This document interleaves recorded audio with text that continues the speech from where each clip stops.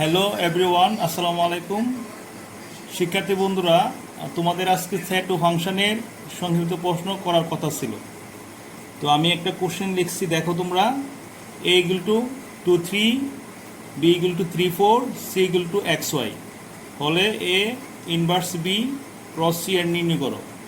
দেওয়া আছে, তোমরা লিখবা A set, B set, C set. তাহলে দেখো এই চিহ্নটা কিন্তু ডিফারেন্স মানে হলো বিয়োগ। তাহলে আমরা নির্ণয় করি আগে এ ডিফারেন্স বি। তো এ সেটের মান কত? 2 3 মাইনাস বি সেটের মান কত? 3 4। তাহলে কত আসে? এ আছে কিন্তু বি নাই, বির ভিতরে 3 আছে, তাহলে 3ও বাদ যাবে, তাহলে কি থাকবে? 2। এখন আমরা এই পুরো অংশটা নির্ণয় করব। A difference B into C.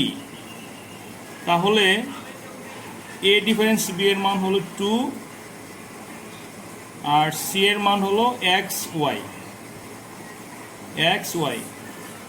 তাহলে কার্টেসিয়ান গুণজের নিয়ম অনুসারে 2, x 2, y। এখানে মনে রাখতে হবে যেটা প্রথম আছে সেটা প্রথমেই বসাতে হবে, আর যে উপাদানটা দ্বিতীয় অবস্থায় আছে সেটা দ্বিতীয় অবস্থায় বসাতে হবে। আশা করি অঙ্কটা বুঝতে পারছো।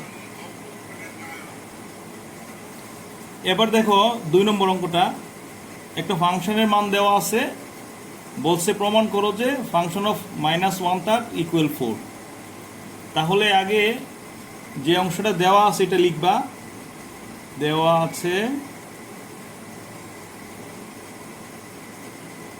f of x equal 3x² minus 5x plus 2। প্রমাণ করে যে বলছে ফাংশন অফ -1/3 = 4। তাহলে আমরা এই x এর পরিবর্তে -1/3 বসাই। 3 ইন্টু -1/3 x² মানে স্কোয়ার, -5 ইন্টু -1/3 প্লাস 2। তোমরা দেখো এই 3 -1 এর উপর হোল স্কোয়ার মানে +1, 3 এর উপর স্কোয়ার 9, মাইনাসে মাইনাসে প্লাস, 5 ওকে 5/3 প্লাস 2। এখন এই 9কে 3 দ্বারা ভাগ করলে 3 হবে, প্লাস 5/3 প্লাস 2। এখন 3 আর এই 2 এর নিচে মনে মনে 1 আছে, তাহলে আমরা লসাগু করি 3 দিয়ে 3 কে ভাগ করলে 1 আর 1 গুণ করলে 1, প্লাস 3 কে 3 দিয়ে ভাগ করলে 1, তাহলে 5 প্লাস 3 দুগুণে 6। তাহলে কত হবে? 5 আর 6 11, 11 কে 12, 12/3, তো ভাগ করলে কত হবে? 4। তো আমরা দেখতে পাচ্ছি যে প্রমাণ বলা ছিল যে 4 হতে হবে, তাহলে হয়ে গেল। তাহলে আমরা লিখতে পারি যে ফাংশন অফ -1/3 = 4। আশা করি তোমরা অঙ্কটা বুঝতে পারছো। এবার তোমরা দেখো 3 নম্বর অঙ্ক। এ একটা সেট এবং বি আর একটা সেট দেওয়া আছে, বলছে যে power set A intersection B নির্ণয় করো। তো প্রথমে আমরা এ এবং বি এর ইন্টারসেকশন সেট নির্ণয় করতে হবে। দেওয়া আছে, তো দেওয়া আছে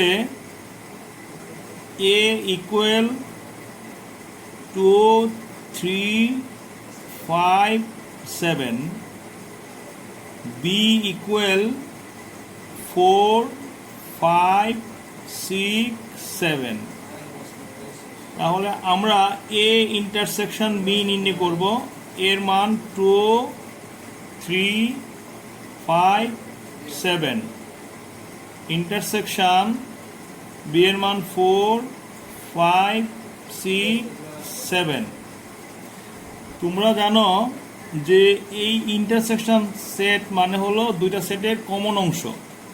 তাহলে কমন অংশ কি আছে? এখানে কমন অংশ শুধু 5 আছে। এটা 5 থাকলে এটার সেট হবে 5। এরপরে বলছে যে power set A intersection B নির্ণয় করতে। তো তোমরা জানো যদি সেটের সংখ্যা একটা থাকে তাহলে উপসেটের সংখ্যা হবে 2টা, মানে ফাঁকা সেট সকল উপসেটের সদস্য। এই অঙ্কটা বোর্ড পরীক্ষায় আসছে। আশা করি অঙ্কটা তোমরা বুঝতে পারছো। তারপর 4 নম্বর অঙ্ক, একটা ফাংশনের মান দেওয়া আছে, বলছে f of -2 এর মান নির্ণয় করো। এই অঙ্কটা অবশ্য দিনাজপুর বোর্ড 2026 সালে আসছে। তো আমরা দেখি প্রথমেই কি দেওয়া আছে। তোমাদের বোঝার জন্য লেখাগুলো আজকে আমি বড় করে লিখতেছি। তোমরা চাইলে এটাকে জুম করে বড় করতে পারবা। তো ফাংশন অফ এক্স দেওয়া আছে, function of x equal 4x - 3 divided 6x - 8। প্রশ্নের মধ্যে বলছে ফাংশন অফ -2 এর মান কত। তাহলে ফাংশন বরাবর ফাংশন আর x বরাবর -2, অতএব x এর মান -2 বসাতে বলছে। তো 4 × -2 -3, 6 × -2 -8। তাহলে কি হবে? 4 গুণ -2, তাহলে 4 দুগুণে 8, এখানে -3, আর 6 দুগুণে 12, আর হচ্ছে -8। তো 8 আর 3 যোগ করবা 11, আর 12 আর 8 হলো 20। তাহলে মাইনাস মাইনাস কাটা যাবে, অ্যান্সার হবে 11/20। অনেক সহজ অঙ্কটা, নিশ্চয়ই তোমরা অঙ্কটা বুঝতে পারছো।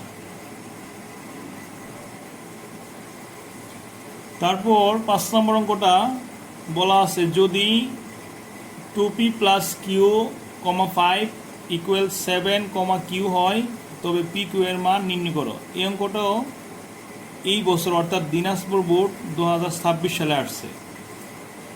তাহলে আমি তোমাদের আগে বেসিকই পড়াইছিলাম, ক্রমজোড়ের একটা বিষয় পড়াইছিলাম। তো আমরা এটা তোমাদের জানা আছে, ক্রমজোড়ের ইংলিশে বলে অর্ডার্ড পেয়ার, ক্রমজোড়ের ধারণা হতে পাই। কি বলছিলাম তোমাদের, যে কমার আগের অংশ ছিল 2p + q, আর এখানে কমার আগের অংশ হলো 7। তো আমরা লিখতে পারি 2p + q = 7। তারপরে কমার পরের অংশ 5, কমার পরের অংশ q, অর্থাৎ q = 5। তো এখানে 2p + q = 7 সমীকরণ 1, আর q এর মান জাস্ট দেওয়া আছে 5। তাহলে q এর মান 1 নং সমীকরণে বসিয়ে পাই। তাহলে দেখো 2p + q, এর মান আমরা এখানে পাইলাম 5 = 7। তাহলে কি লেখা যাবে? 2p 7 + 5 এর পাশে গেলে -5, মানে যোগের বিপরীত রাশি হলো বিয়োগ। তাহলে কি লেখা যাবে? 2p 7 তে 5 গেলে লেখা 2, এই গুণের বিপরীত ভাগ, এই 2 কে এই 2 দ্বারা ভাগ করলে উত্তর হবে 1। তাহলে সুতরাং নির্ণয় সমাধান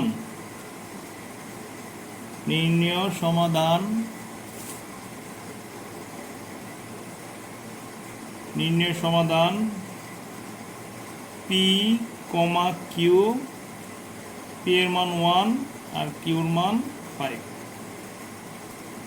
আশা করি তোমরা অঙ্কটা বুঝতে পারছো। তারপরে পরের অঙ্কটা দেখো, কুমিল্লা বোর্ড 2026 সালে আসছে। অঙ্কটা হলো এ একটা সেটের মান দেওয়া আছে ধনাত্মক এবং ঋণাত্মক আকারে, বি একটা সেটের মান দেওয়া আছে, বলছে এর সেট নির্ণয় করো। তাহলে প্রথমেই দেওয়া আছে কি, দেওয়া আছে এর মান দেওয়া আছে +-2 +-1 0। তুমি ইচ্ছা করলে এটাকে একটু ভেঙে লিখতে পারো, +-2 +-1 0, অর্থাৎ লিখতে পারো -2 -1 0 1 2। যেহেতু বলছে এটার সেট নির্ণয় করার জন্য, তাহলে এগুলো প্লাস মাইনাসগুলো আমি ভেঙে ফেলছি। আর একটা সেট দেওয়া আছে -2 1 3। সেট হলো দুটো অংশের কমন অংশ। তো কমন মানে ইন্টারসেকশন, এ ইন্টারসেকশন বি, এর মান হলো -2 -1 0 1 2। আর বি সেট হলো -2 1 3। তাহলে আমরা দেখতে পাচ্ছি যে এই দুইটা সেটের মধ্যে কমন অংশ এখানে -2 আছে, এই সেটের মধ্যে -2 আছে। তাহলে -2, এখানে 1 আছে কমন, এখানে 1, এখানে 1 কমন, আর কিছুই কমন যায় না। 3 এটার মধ্যে আছে, এটার মধ্যে নাই। তাহলে উত্তর হবে -2 1। এই ছোট্ট অঙ্কটা কুমিল্লা বোর্ড 2026 সালে আসছে। তো এর চেয়ে সহজ অঙ্ক মনে এই বছর আর কোনো বোর্ডে আসে নাই। বিগত সালে যত বোর্ড আছে বাংলাদেশে 15 বছরের আলোকে, সবচেয়ে একবার কুমিল্লা বোর্ডে কঠিন আসছে, কিন্তু এই বছরই কুমিল্লা বোর্ডের অঙ্ক প্রশ্নটা সহজ হয়েছে। তো তোমরা আশা করি অঙ্কটা বুঝতে পারছো। তারপরে দেখো 7 নম্বর একটা অঙ্ক, এটাও কুমিল্লা বোর্ড 2026 সালে আসছে। অঙ্কটা হলো সি একটা সেট। তোমরা জানো আমি সেট যে এর আগে বেসিক পড়াইছি, সেট কিন্তু দুই ধরনের আছে, একটা তালিকা পদ্ধতি, একটা সেট গঠন পদ্ধতি। তো এখানে একটা সেট দেওয়া আছে, এটা অবশ্যই তোমরা বুঝতে পারবা যে এটা অবশ্যই সেট গঠন পদ্ধতি দেওয়া আছে, সেট বিল্ডার মেথড। কারণ যে সেটের মান সরাসরি দেওয়া থাকে না। সেটটা কীরকম, x belongs to natural number such that x মৌলিক সংখ্যা এবং x <7 হলে সি এর উপসেটগুলো নির্ণয় করো। প্রথমেই সি সেট নির্ণয় করতে হবে। সি সেট নির্ণয় করার পরে তোমরা উপসেট বের করবা। তাহলে দেওয়া আছে কি, দেওয়া আছে C equal x belongs to natural number, x মৌলিক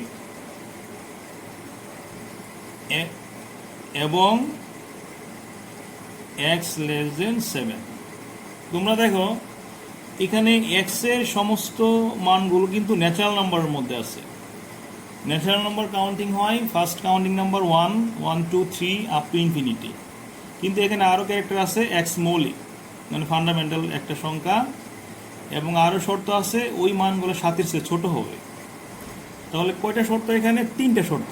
প্রথমত সেই সংখ্যাগুলো স্বাভাবিক সংখ্যা হইতে হইব, তারপর দ্বিতীয় শর্ত কি, এটা মৌলিক সংখ্যা হইতে হইব, 3 নম্বর শর্ত কি, ওই সংখ্যাগুলো 7-এর চেয়ে ছোট হইতে হবে। তাহলে অনেক স্টুডেন্ট কিন্তু মৌলিক সংখ্যা 1 লিখে ফেলে, যেটা হবে না। মৌলিক সংখ্যার পৃথিবীতে সবচেয়ে ছোট এবং জোড় মৌলিক সংখ্যা হলো 2, 2 লিখলাম, 2 তো 7-এর চেয়ে ছোট। তারপর 3 মৌলিক সংখ্যা, তারপর 5